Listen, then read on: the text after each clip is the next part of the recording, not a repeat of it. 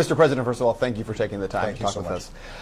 When you signed the National Defense Authorization Act into law, you issued a signing statement at that time that said you would not use that power for indefinite detention on Americans. You understood the concerns that people had. A judge earlier this year issued that the administration couldn't use those powers because it's unconstitutional. So why are the government's own lawyers fighting that judge's order, the injunction in particular? Well, look, the basic principle here is, number one, my first job is to keep the American people safe. Number two, we've got to do it in a way that respects our values and our traditions of rule of law. That's why I ban torture. That's why I've argued that we should actually close Guantanamo. But I've also said that, we've got some bad guys who are down there who we may not be able to try in a traditional court, but have pledged to try to hurt Americans. And so that's something that we inherited, that we're dealing with, and it's complicated. On the other hand, what I also said was a U.S. citizen can never be subject to that kind of detention. Congress disagreed with me, and I didn't want us to not be able to finance our military and pay our soldiers and our troops. So I signed the bill, but what I also said was, look, that I'm never going to use this power, and what I would suspect is that the courts are going to agree with us over the long term that that is not something that you can use when it comes to U.S. citizens. Well, let me ask you then also about the so-called presidential kill list that's gotten a lot of attention, and this list of folks who have been targeted for assassination. Right. And on that list have been U.S. citizens who have not been afforded trial, including Anwar al-Awlaki.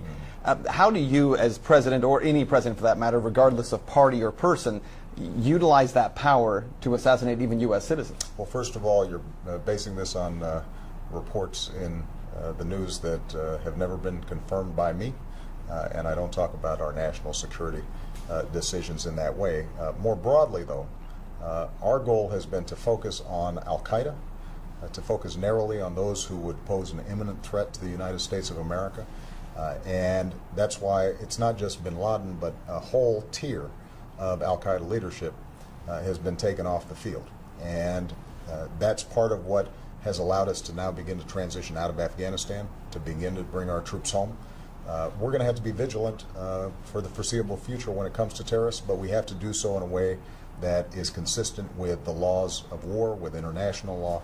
That's something we've always abided by, but beyond that I probably can't comment on something as specific as what you just mentioned. But can you comment on you mentioned about al-Qaeda during your speech, going after al-Qaeda in Afghanistan, certainly going after them in Yemen as well. Yeah. And yet there's some concern about the U.S. funding the Syrian opposition when there are a lot of reports that al-Qaeda is kind of heading up that opposition. How do you justify the two? Well, I share that concern, and so what we've done is to say we will provide non-lethal assistance to Syrian opposition leadership that are committed to a political transition, committed to an observance of human rights. We're not going to just dive in and get involved with a civil war that in fact involves some elements of people who are genuinely trying to get a better life, but also involve some folks who would over the long term do the United States harm. So Syria is a tough situation, but this is an example of a broader foreign policy that I've tried to implement that is practical, that applies common sense, that says we can't solve every problem or throw our troops into harm's way every time there's a situation in the Middle East. What we have to do is selectively say, what is it that is most important to protect U.S. persons, U.S. property, our bases around the world, and how can we help those forces that care about human rights, those forces that are seeking democracy. We want to encourage them. In some cases, like Libya, we're able to make a difference.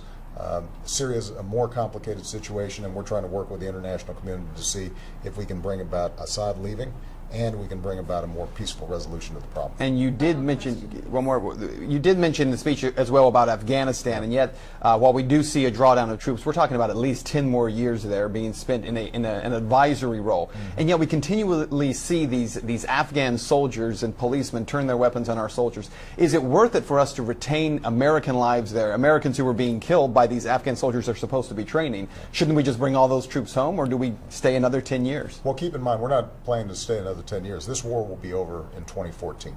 What we've said is we'll partner with Afghans, just as we partner with a whole bunch of countries all around the world.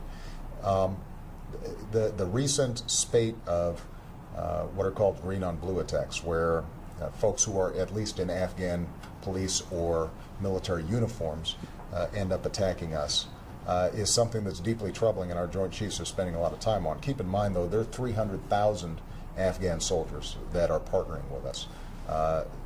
And so even one attack like this is one too many.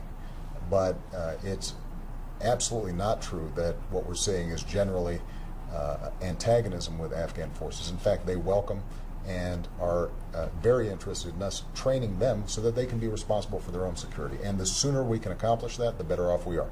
But my intention is we are going to have our combat troops out of Afghanistan by the end of 2014. And this is a contrast among many that I've got with the other party. Governor Romney hasn't been clear about what exactly his plans are when it comes to Afghanistan. He criticized me about ending the war in Iraq, as I did. I think the American people understand that after a decade of war, our soldiers, sailors, Marines, airmen, Coast Guardsmen, and their families have made enormous sacrifice. They've carried an enormous burden. We need to focus our attention not only on going after al-Qaeda and terrorists who would attack us, but we've also got to do some nation building here at home. And that's going to be one of my number one priorities, is using some of the money that we're saving on war to help rebuild Ohio, help rebuild the United States, put people back to work, because we're only going to be as strong militarily as we are economically. And I think the choice in this election for a lot of folks is going to come down to who's going to be in a better position to strengthen our economy and our middle class, who've been taking it on the chin for over a decade now. And I'm confident that the plan I'll present on Thursday is going to be a better plan.